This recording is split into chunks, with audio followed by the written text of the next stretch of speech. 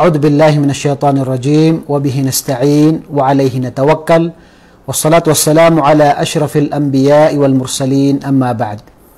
Mga magulang at mga kapatid sa panampalataya, Assalamualaikum warahmatullahi wabarakatuh. At ngayong araw po ang ating pag-usapan, biidnillah, ay patungkol po sa dapat at hindi dapat na ginagawa kapag tayo ay nagbabasa ng Quran. Sa ating pamumuhay ay narapat po na maging kasama natin ang Quran, maging kaibigan natin ang Quran. At dito po, narapat na malaman natin kung paano natin pakitunguhan ang banal na Quran. Yung mga pamamaraan na dapat nating gawin at dapat nating iwasan kapag tayo ay nagbabasa ng Quran. Ang pinakauna po ay al-ikhlas. Kapag tayo po ay magbabasa ng Quran, magtuturo ng Quran, magsasaliksik ng kaalaman patungkol sa Quran, ang pinakauna na dapat nating alalahanin ay yung intensyon natin, na ito ay para lamang kay Allah subhanahu wa ta'ala.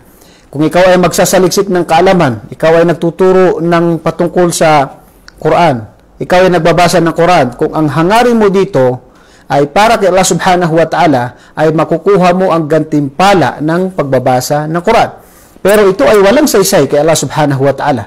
Kapag tayo ay nagbasa, nag-aral at nagturo ng pagsasaliksik ng kaalaman, ay ibig sabihin ng Quran ay ito ay pakitang tao o parinig lamang, ito ay walang saysay kay Allah subhanahu wa ta'ala. Ito pong pinakaunang dapat nating alalahanin.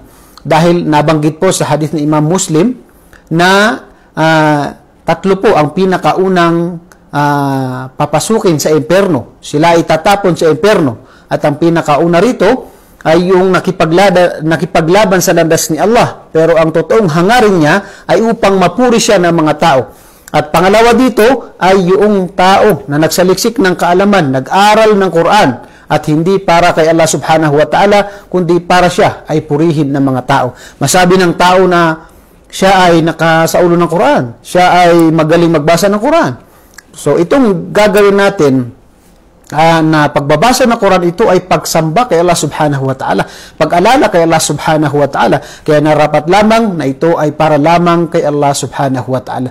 Intensyon natin ay gagawin natin ang pagbabasa ng Quran, ang pagtuturo ng Quran, ang pag-aaral ng Quran, na ito ay para lamang kay Allah subhanahu wa ta'ala. Sinabi rin sa hadith ni Propeta sallallahu alaihi wasallam, "Inna Allaha tayyib la yaqbalu illa tayyiba." Tunay na ang Allah subhanahu wa ta'ala ay mabuti, malinis, at ang tanging tatanggapin niya ay ang bagay na malinis, na ito ay gawaing pagsamba, na ito ay para lamang kay Allah subhanahu wa ta'ala. Yan po ang pinakauna. Upang hindi masayang ang ating pagsamba, ay gawin natin ito na para lamang kay Allah subhanahu wa ta'ala. Pangalawa, ay obligado po na tayo ay magsagawa ng ablution kapag tayo ay hahawak ng Quran. Kapag tayo po ay hahawak ng Quran. Okay. Ang junub, obligado rin na bago siya humawak ng Quran, ay kailangan niyang tinatawag na maligo. Yung junub. Ibig sabihin, sumiping sa asawa o lumabas sa kanyang semelya, obligado po siyang magsagawa ng paliligo. Hindi lang pagwudu. Ang obligado sa kanya ay maligo. Ganon din, yung tinatawag na yung babae na may regla, o kaya naman ay yung babae na bagong panganak pa lang na may dugo pa sa kanya na lumalabas. So itong naman ay nahati ang pananaw ng mga ulama sa tinatawag na junub.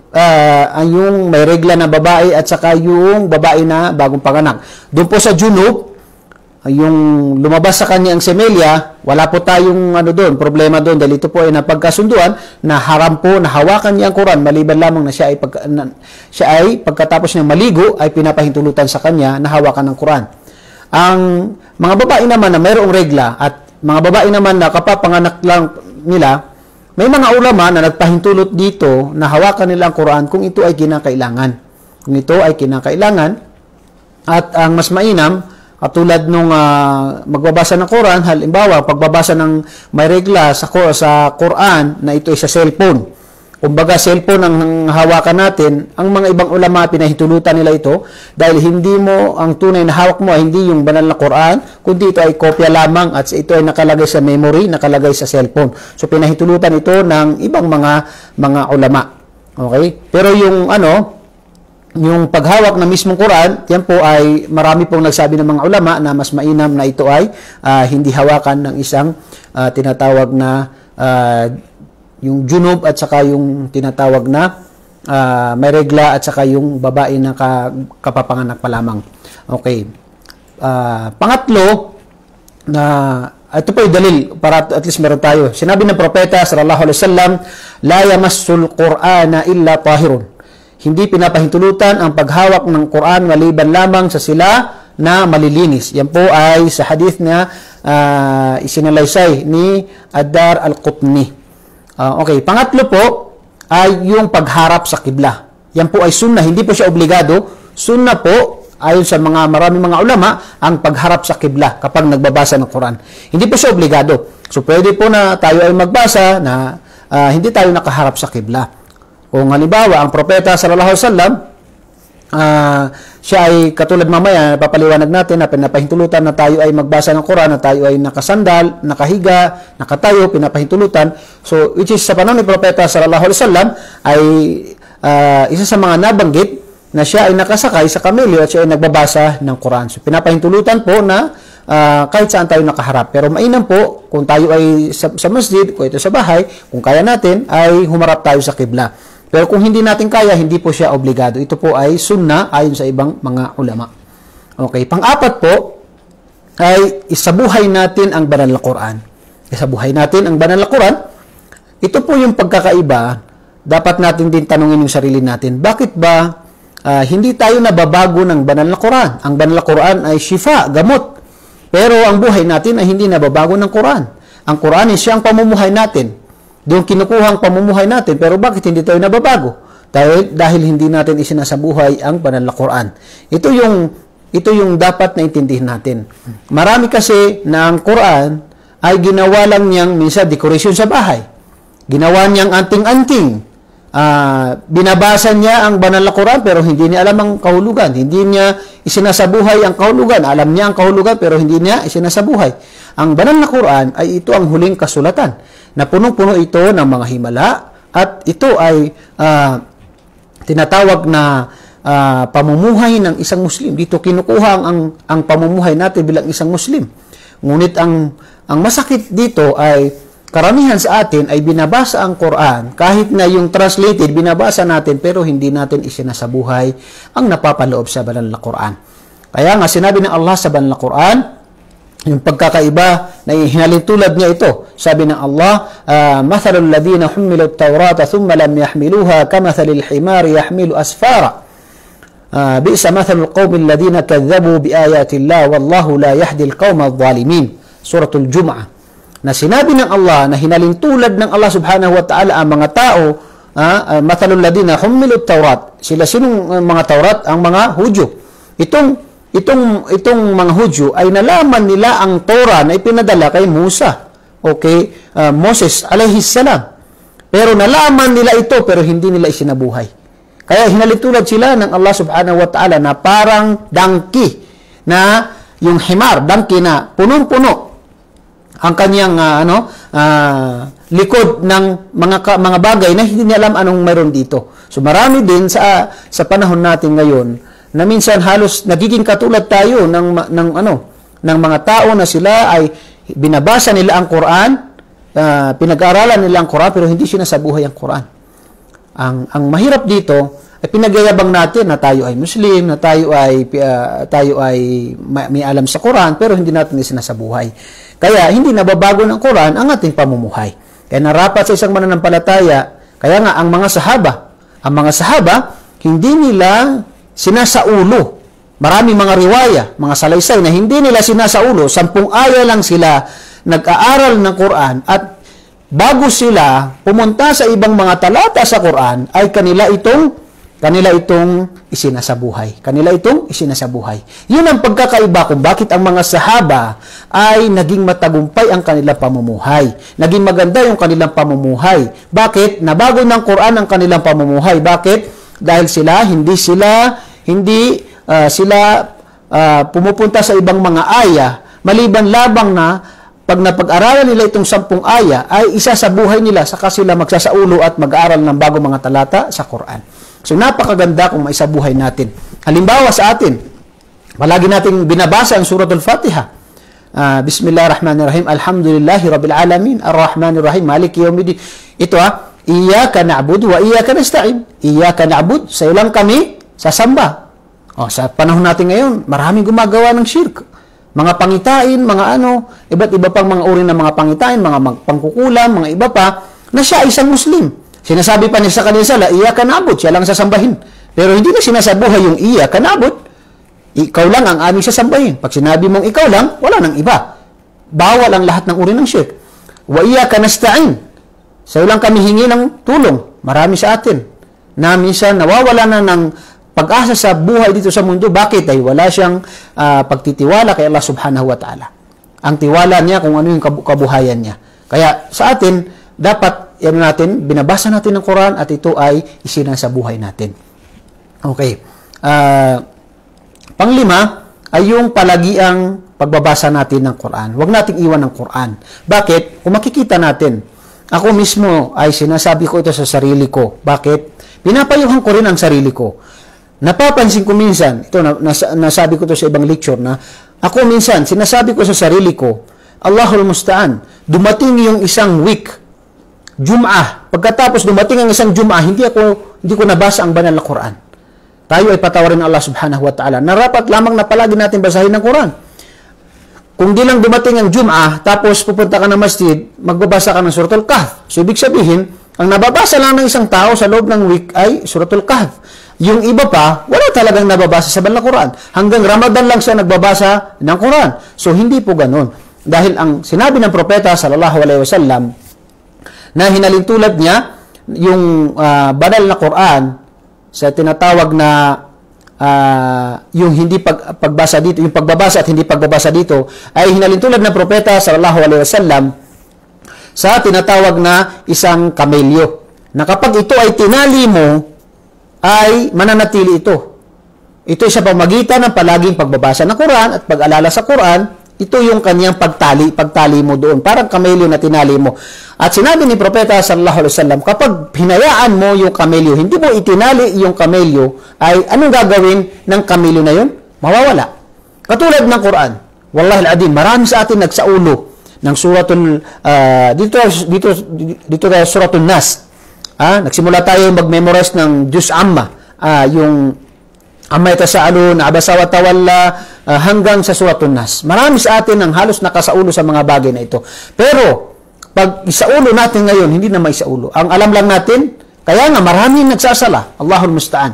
Marami nagsasala na palagi niyang kasama ay si Suratul Fatiha at si Suratul Ikhlas. Allahu Akbar, Alhamdulillahi Rabbil Alamin, tapos waladhalin amin, Kul huwallahu ahad. Yun ang sala niya sa buong buhay niya. Allahul Musta'an. Napakalawak ng Quran, napakarami ng Quran sa surah sa Quran, pero ang alam lang natin, inna a'tayna kal kautsar, yun lang alam natin. Na binabasa natin sa kada sala natin. Suratul Fatiha, Suratul Ikhlas, at saka yung inna a'tayna. Paano natin may sabuhay ang banal na Quran kung hindi natin ito inaalala? Narapat sa isang mananampalataya na yung, kaya nga sunna rin na paiba-iba yung binabasa natin sa sala, dahil upang maiba rin yung pag-alala natin sa Quran, yung kahulugan ng Quran, yung pag-alala natin sa Quran. Kaya nga, narapat sa isang mananampalataya na palagian siyang nababasa ng Quran. Kahit sa isang araw, pagkatapos ng Salatul Fajr, Salatul Maghrib, maghihintay tayo ng konting oras, magbasa tayo, kahit isang page lang.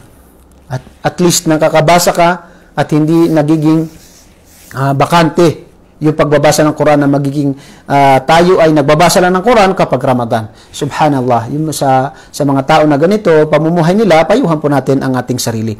Ang Quran ay ito ay gamot.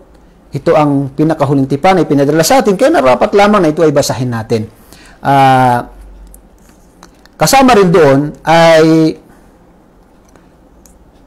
yung pagmuni-muni at pag-alala sa banal na Quran. Kapag tayo magbabasa ng Quran, intindihin natin yung kahulugan niya. Marami sa atin nagbabasa ng Quran na katulad nung nagbabasa ng yung Bismillahirrahmanirrahim, amin. Paano mo kaya nga ang mga sahaba, si Propeta sallallahu alaihi wasallam, nung mabasa niya yung ibinaba kay Isa alayhi salam na aya, umiyak si Propeta sallallahu alaihi wasallam. Kasi alam niya ang kahulugan niya. Tayo, pati yung mga maiksing surah, hindi natin alam ang kahulugan. Amma yatasaalun 'anil nabil 'azim. Ito ay patungkol sa araw ng paghukom. Paano natin maalala, paano natin maintindihan, paano tayo iiyak, paano natin maramdaman yung pagbabasa natin ng Quran kung hindi natin alam ang kahulugan ng Quran? Ang banal na Quran ay narapat na alamin natin. Hindi po ang pinakamahalaga na ibinaba ang Quran para isaulo lang at para basahin lang, kundi ito ay isabuhay at itindihin. Kaya mga sahaba, gaya ng sinabi natin, na kapag sila ay nagdarasal, merong tinatawag na isang sahaba na siya ay kinailangan na operahan, tanggalin ang kanyang paa. At wala siyang nagawa kundi sinabi niya na kapag ako, sinabi niya dun sa doktor o yung manggagamot na yun, kapag ako ay nagtakbir ng sala, Allahu Akbar, ay tanggalin niya, putulin niya yung paa ko. Subhanallah, pagtakbir niya ng Allahu Akbar, pinutol, hindi niya naramdaman ang tinatawag na pagputol sa kanyang paa. Allahumma iman, pananampalataya, at yung pag-intindi niya sa banal na Quran. Kasi naiintindihan niya yung binabasa niya. Pagkatapos niya magsala, sinabi nila na inna lillahi wa inna ilaihi raji'un, naputol na yung paa niya. So, isa ito sa pagpapatunay na naiintindihan nila, nararamdaman nila yung pagbabasa nila ng Quran. Tayo sa ating sarili, tayo kaya pag nagbabasa tayo ng Quran, meron ba tayong nararamdaman? Nasasarapan ba tayo? Nararamdaman natin yung iman natin kapag tayo nagbabasa ng Quran? Kapag hindi natin mabasa yun, unang dahilan ay al-ikhlas. Pangalawa, hindi natin maintindihan kung anong binabasa natin. Wallahul musta'an. Kinakailangan na pag-aralan natin. Kahit yung mga maiksing surah, basahin natin. Napakaraming oras na sasayang natin. Tapos sasabihin natin, wala tayong oras. Magdamag tayong ano dun sa Facebook natin, nakatingin sa Facebook natin, paulit-ulit, nakikinig, mga nanonood ng mga series na mga Korean movies o ano pa, kayang panoorin ng tuloy-tuloy na 1 week, panoorin niya lahat, walang tulugan, kain lang. Subhanallah. Pero pagdating sa Quran, wala tayong oras. Walang oras. So, ito po isa sa mga payo natin sa ating sarili, bigyan natin ng oras ang Quran sa ating pamumuhay. Kasama rin doon, ay pinapahintulutan na tayo ay magbasa ng Quran, na tayo ay nakatayo, nakaupo, o nakahiga. Kasi Propeta sallallahu alaihi wasallam, isa sa mga nabanggit ng mga sahaba, ay nung sila ay papunta ng Makkah, ay nakita ng isang sahaba na si Abdullah, na si Propeta sallallahu alaihi wasallam ay tinatawag na binabasa niya ang Quran. Habang siya ay nakasakay sa kanyang kamelyo, sila papunta ng Makkah, si Propeta sallallahu alaihi wasallam ay nagbabasa ng Quran.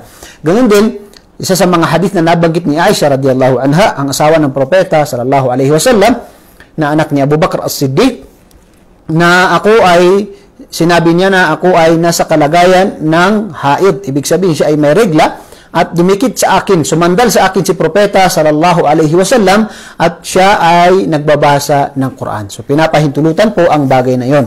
At ganoon din, kapag tayo nakahiga, pwede tayo magbasa ng Quran. Ang pagbabasa ng Quran, kapag yung pagbabasa, iba po yung paghawak ng Quran at saka yung pagbabasa ng Quran. Ang pagbabasa ng Quran ay pinapahintulutan po kahit tayo ay walang hudu. Pero ang paghawak ng Quran, obligado po na meron tayong hudu. Okay? Kailangan tayong maghudu. Kung ang tao naman ay siya ay mayroong tinatawag na regla, kaya po na sinabi natin na mas mainam na huwag tayong humawak. Kung may cellphone tayo, inshallah, pinapahintulutan po yan ayon sa ibang mga ulama na doon tayo magbasa ng banal na Quran. Okay. Pinapahintulutan din, kasama rin sa dapat nating malaman, kapag tayo ay magbabasa ng Quran, ay yung isti'adha. Ano isti'adha? Yan po ay sunnah, yung a'udhu billahi minasyaitanir rajim. Bismillahirrahmanirrahim. Amma yatasaalun. Okay. Ang isti'adha doon ay yung pagpapakupkup kay Allah mula kay syaitan. Yung a'udhu billahi minasyaitanir rajim. Sinabi ng Allah sa banal na Quran, فَإِذَا قَرَأْتَ الْقُرْآنَ فَاسْتَعِذْ بِاللَّهِ مِنَ الشَّيْطَانِ الرَّجِيمِ. Kapag babasahin mo ang Quran, ay magpakupkup ka kay Allah mula sa kasamaan ng mga syaitan o ng ni Shaitan. Ito ay Suratul Nahl 98 na sinabi ng Allah na pagbabasa ka ng Quran ay basahin mo yung A'udhu Billahi Minasyaitanir Rajim. Ang basmala naman o yung Bismillahirrahmanirrahim, yun ang tinatawag na basmala. Bismillahirrahmanirrahim. Sunna po na basahin yan kapag tayo ay magbabasa ng isang surah. Halimbawa, Bismillahirrahmanirrahim. Qul huwallahu ahad. Surah po yun. Kaya babasahin natin yung Bismillahirrahmanirrahim. Pwede rin po na A'udhu billahi minasyaitanir rajim. Bismillahirrahmanirrahim. Qul huwallahu ahad. Yun, pwede yung ganun na isti'adha tapos yung basmala. Pero pag magbabasa tayo ng surah, babasahin natin yung bismillah. Kapag putol yung aya na babasahin natin, ang babasahin natin ay isti'adha. A'udhu billahi minasyaitanir rajim. Ya ayyuhalladhina amanu. Yun, pag putol po yung babasahin natin aya, hindi po sa unang surah, ay babasahin natin yung isti'adha, yung a'udhu billahi minasyaitanir rajim. Yung pagbabasa naman ng sadaqallahul azim. Ang pagbabasa ng sadaqallahul azim ay wala pong dalil.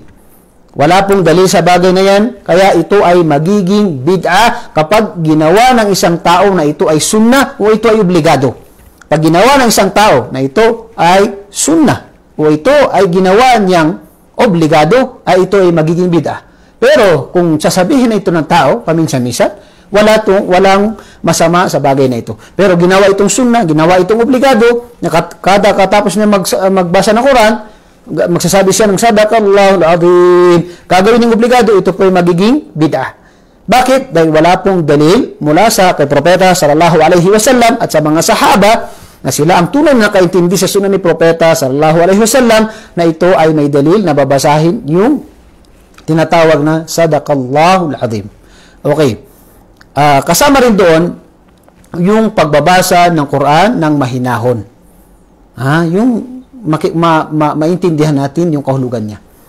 Hindi yung Bismillahirrahmanirrahim. Amin. Meron ako nakita video dati, subhanallah.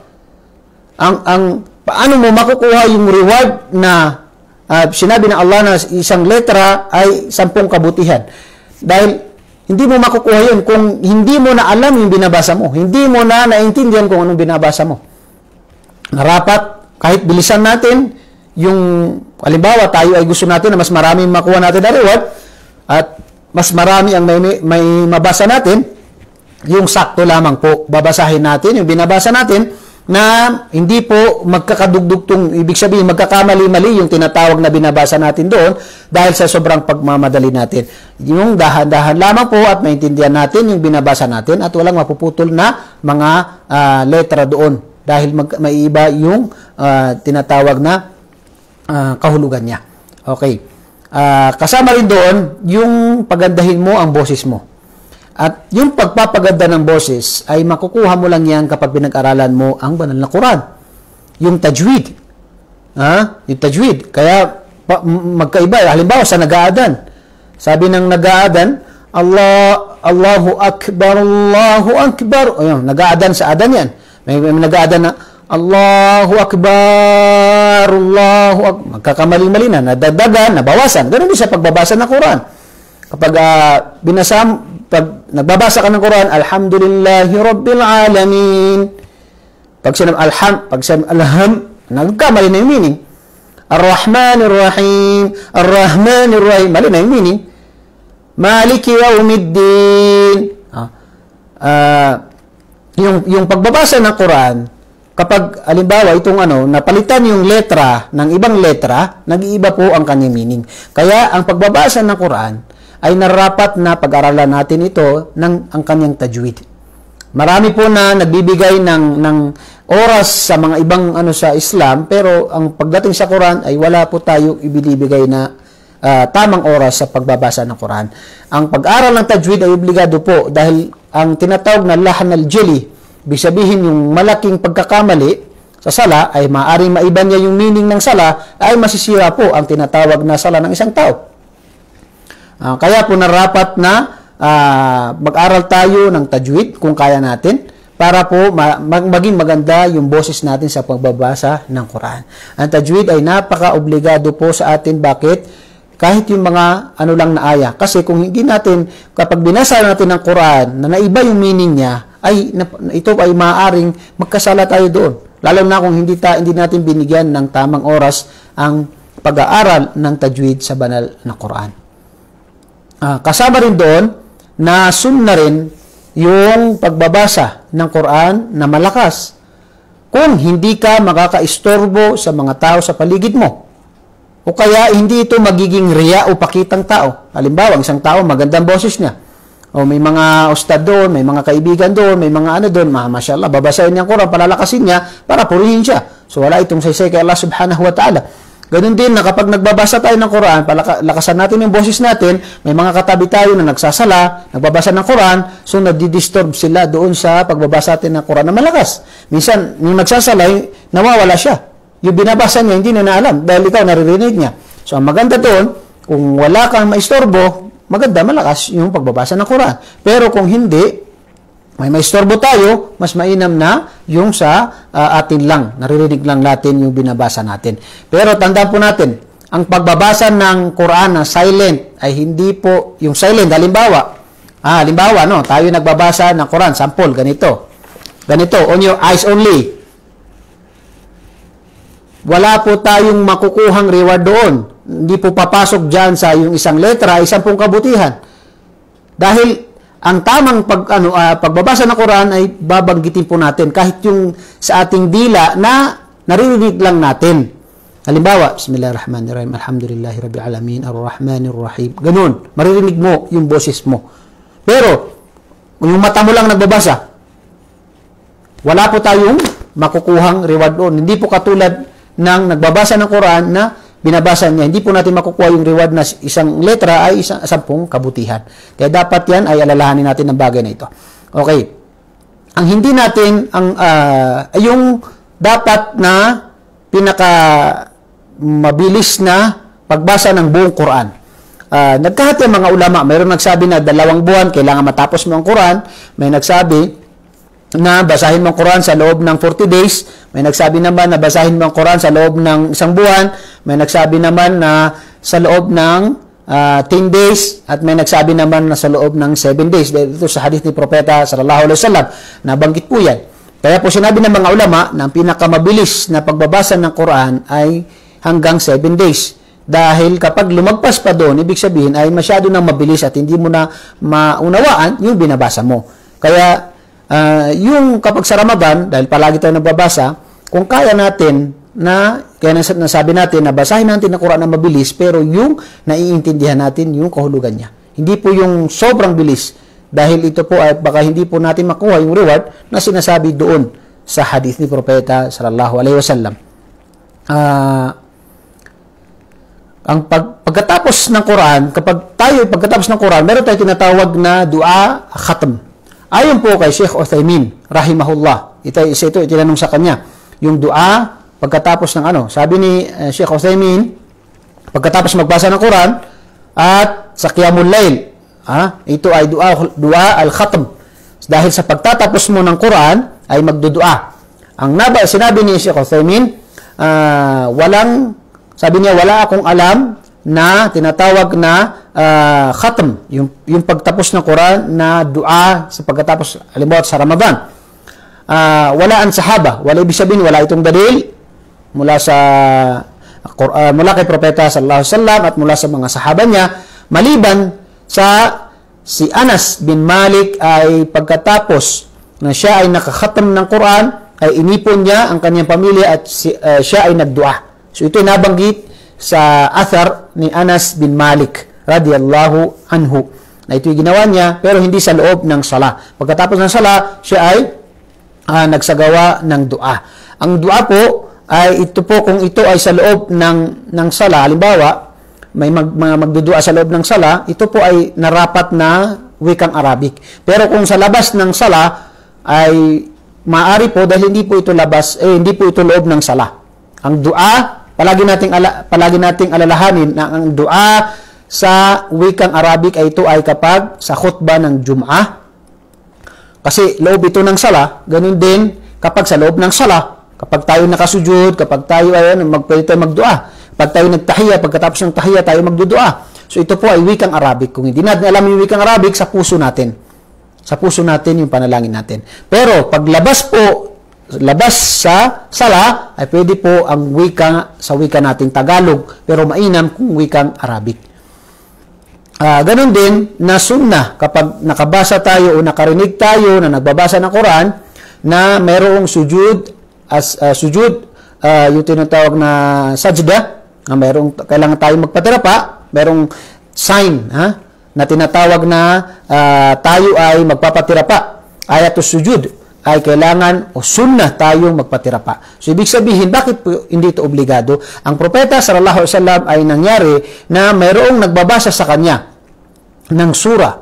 Sabi yung si Zaid bin Thabit radiyallahu anhu, na binasa niya. Zaid bin Thabit, siya ang kasama sa mga nagtipon ng banal na Quran sa panahon ni Abu Bakr as-Siddiq. Isa sa mga sumulat ng Quran, si Zaid bin Thabit.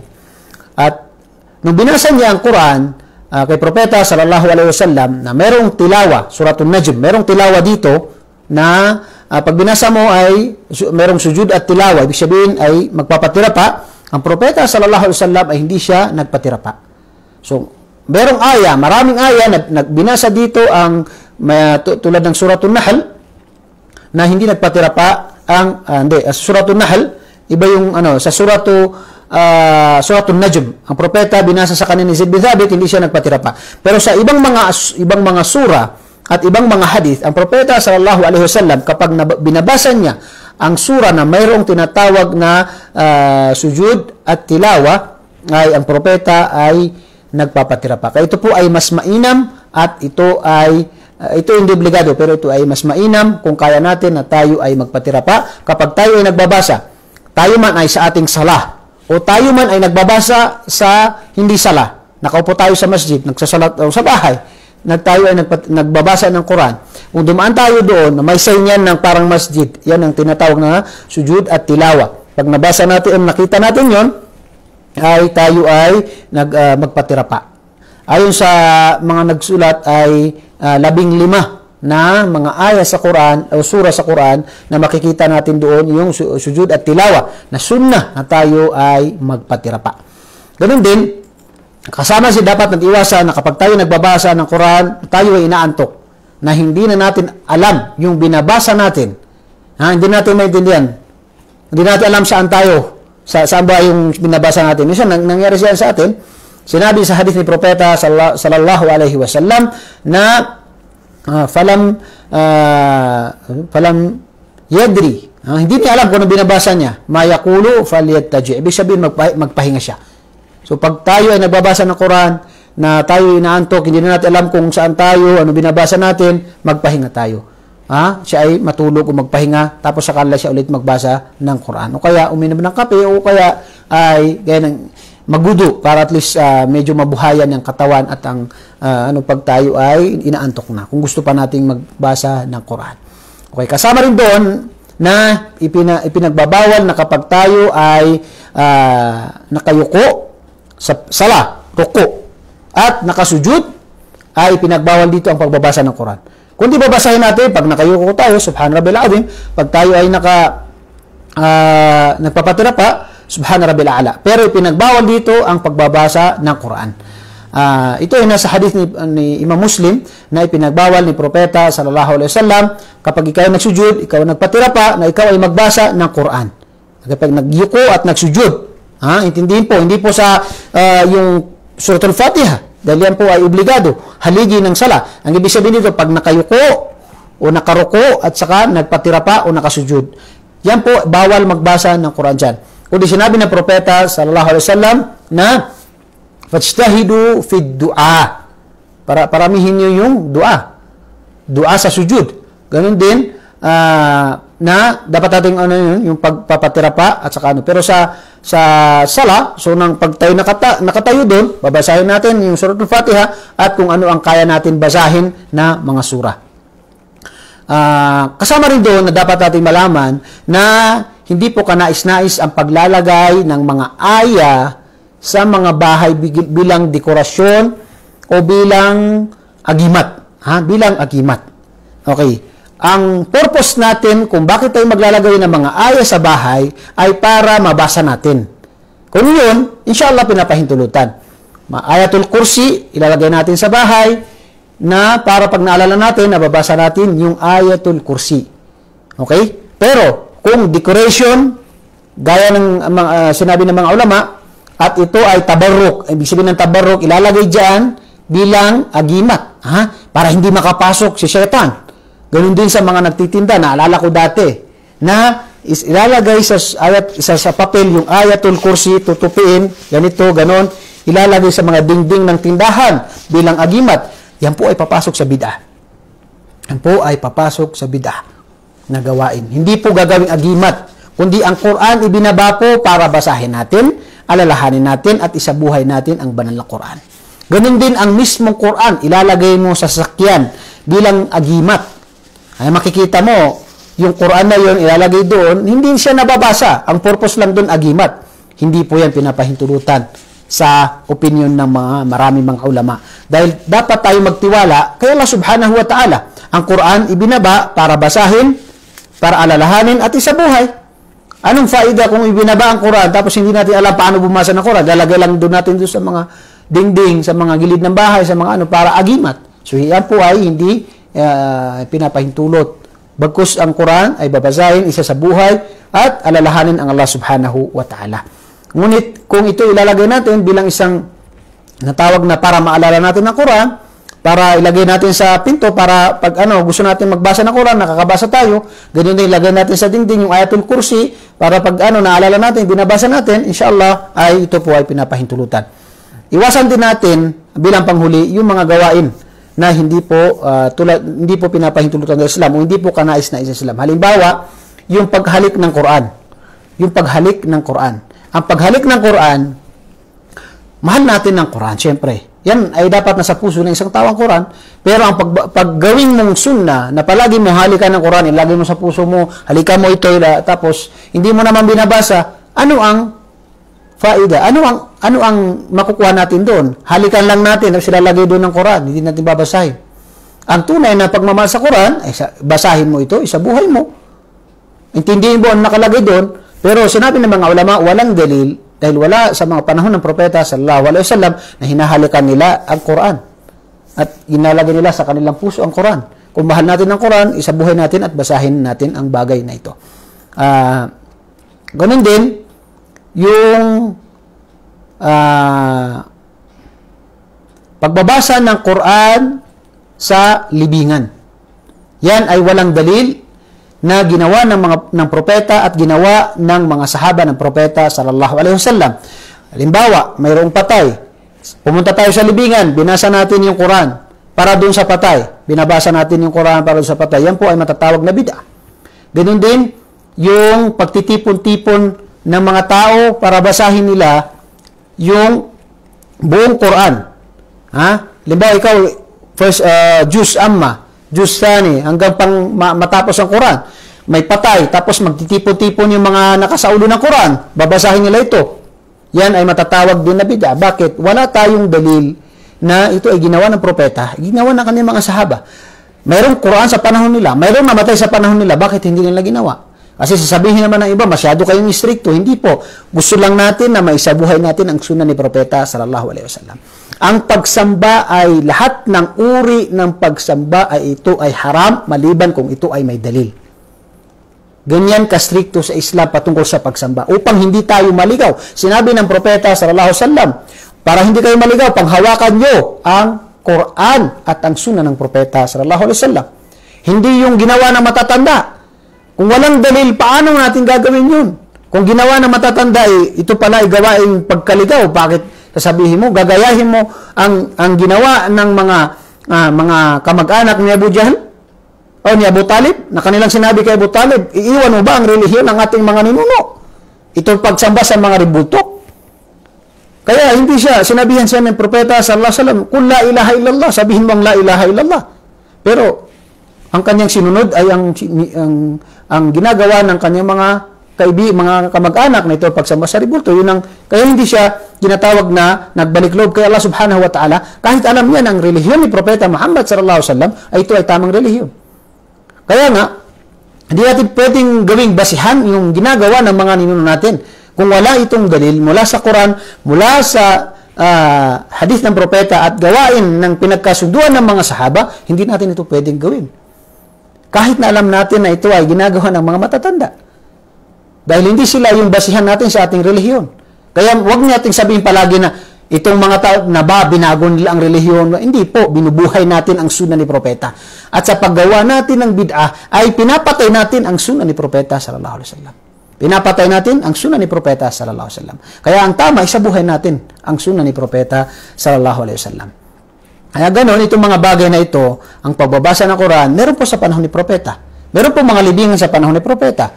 At Quran sa panahon ng propeta. Meron pong mga namatay sa panahon ng propeta. Bakit hindi nila ginagawa yun? Tayo bang nakaintindi sa sunnah ni propeta o sila ang nakaintindi? Sa panahon ni propeta, naintindi niya ba ang banal na Quran at ang kanyang sunnah? Ganun din sa panahon ng sahaba?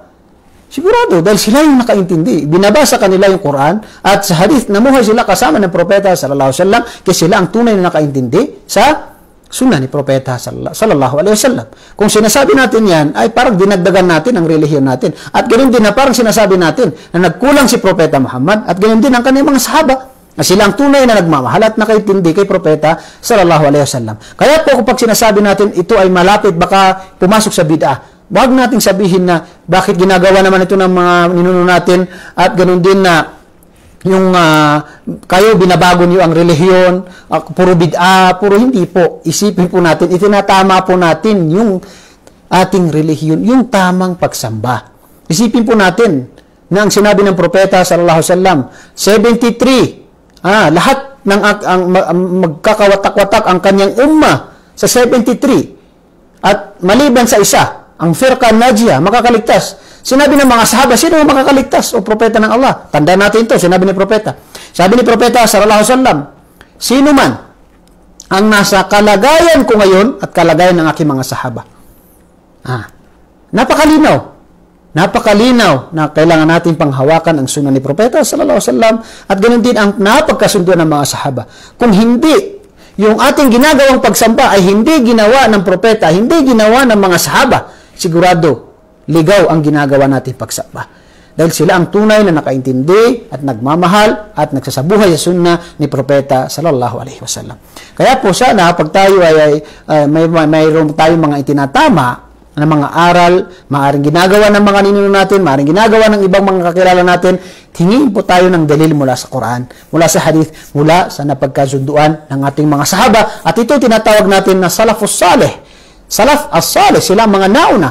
Salaf. Kaya nga, ang tinatawag sa mga sumunod kay propeta sallallahu alaihi wasallam sa kaniyang sunnah, sa sunnah ng kaniyang mga sahaba, sila yung mga salaf as-salih. Ahlus sunnah wal jamaah. Pinanghawakan nila Quran, sunnah at napagkasunduan ng mga sahaba. Bakit? Dahil sila ang tunay na nagmamahal at nakaintindi sa sunnah ng propeta sallallahu alaihi wasallam. Sana po nakapulot tayo ng aral at hindi po ibig sabihin na tayo ay nagsasabi ng ganito ay lahat na bid'ah, lahat bid'ah. Hindi po, huwag po nating isipin 'yon. Hindi po. Ang Islam po ay gusto ni propeta sallallahu alaihi wasallam ay sa buhay natin ang Quran at saka sunnah na ito ay naaayon sa pagkaintindi ng ating mga sahaba ni propeta sallallahu alaihi wasallam. Isabuhay po natin 'yon, napakasimple po ang bagay na 'yon at pag ito sa buhay natin, inshallah masasama tayo sa mga tao na pinanghawakan nila ang sunnah ni propeta sallallahu alaihi wasallam at ganoon din na nanatili sila sa sunnah ni propeta sallallahu alaihi wasallam. Sana po nakapulot tayo ng aral sa araw na ito. Assalamualaikum warahmatullahi wabarakatuh.